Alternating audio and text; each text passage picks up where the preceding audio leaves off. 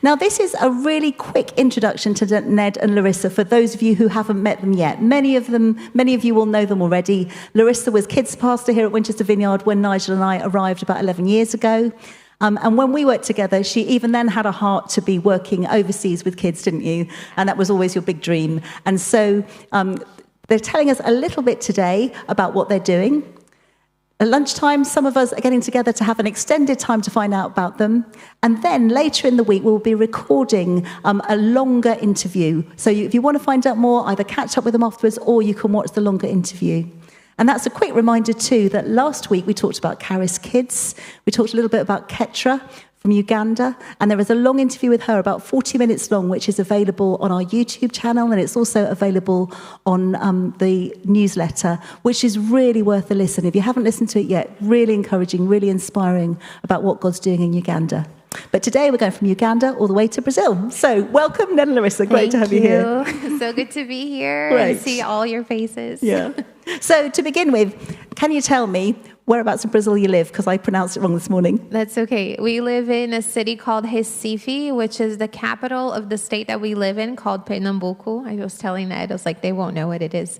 But it's in the northeast of Brazil. So Brazil is a pretty big country. So the northeast is like the south is the more like wealthy kind of part of the country. And then the northeast, there's some wealth too, but it's like a little bit more difficult. So. And can you describe your city to us? Does it look like Winchester? It does not. It's very hot most of the time. So it's like we're close to the equator. So for like lots of tourists go there on holidays. There are beaches close to us. Sharks as well. Okay. So they not won't many sharks in Winchester. No, so they won't go to the beach close to us. They'll go a little further out so they're not, attacked. But yeah, so that's our city. It's very cultural as well. In February, there's something called Carnaval, which is Brazil is very known for. It's like a big party of the flesh, basically. And it's very traditional, some of the dances in our area. So there's lots of tourists that come to see like traditional dances and things like that. So, yeah. And so, Ned, can you tell us a little bit about the charity that you work for? What's the main thing that Shores of Grace do? Yeah. Sorry, talking very quickly. Shores of Grace, the charity that you work for. Tell us about that, what they do. We work in Shores of Grace, or like a little nervous. English is not my first language, so. But we work, as Larissa said, like in Recife, and the heart of Shores is love God upon everything, and with this love, because we only can pour what we have.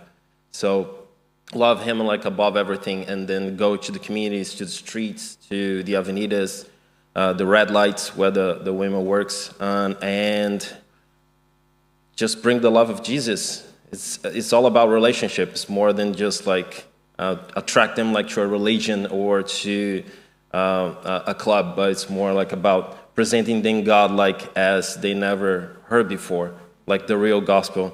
So we go to every place, like the dark places, to the places where people don't want to go, and our hearts like to restore people that were broken for by the religiousness, abuse, the forgotten one, the poor people. So we go and wherever like God tell us to go. So. Wow, thank you. And so can you tell us what you do when you find people? Yeah, so Ned and I personally, we lead the ministry to the poor communities in our area. So we've been working with them for many years, and they've seen us grow as a family and stuff. So one of the things that I love is that we can be an example of a godly family to lots of them, because there are many broken homes. Ned works with the boys. I think you've seen in many of our videos of football and stuff. We also have a home for girls that have been taken away from their families because of abuse or unsafe situations. So it's a safe home. We're also working on opening a home for babies as well, and kids with special needs and teenage moms. We have a rescue center, like a Centro de Defense Center. I'm like, what's the name? Trying to translate. But we have lawyers and psychologists who work with families and children and teenagers who have suffered abuse. So the psychologists will accompany the kids and the teenagers through the whole process. Our lawyers are going to take care of the legal side of things, and we have some support for the families as well. So there's actually so many things that we do, and you can look on our Instagram and just on our interview, watch our interview once we've done it, because I know we have a short time here, but our heart really is to reach the ones that have been wounded and hurt by all of the stuff that Ned listed. And so we do discipleship, relationship. We try to help them find jobs when we can. We have a cafe as well, where it's like a big support for people who want to really change their lives. We do training and teaching them how to make coffee, and maybe even connect them with different cafes in the city. It's just there's a lot. Wow, that sounds like a lot. We do a lot. So can we focus it down? Could you maybe tell us a story about one person who you've kind of walked alongside and how their life has changed? One of the things that we do in the communities is to do discipleship. So we go to homes and we talk to them about Jesus. And it's great when somebody does a prayer giving their lives to Jesus, but we really want them to know what that means, to give their lives to Jesus. So we walk with them, and a lot of people will say, I'm not ready. I'm not ready to quit smoking, so I can't give my life to Jesus. I'm not ready to stop partying, so I can't give my life to Jesus quite yet. So we walk with them, and we talk to them. There was this one lady who her son had been killed, and she had quite a bit of bitterness in her heart. And week after week, we were there. We were studying the Bible with her, teaching her about the love of God. We even do Alpha sometimes with them, because it's a great introduction to the gospel. And one day, after many, many months going there, she turned to us and she said, last night, I gave my life to Jesus in my room. I was in my room, and I really felt like it was time. And I said, Jesus, I give you my life. And she did it all by herself in her room. And then she told us all about it.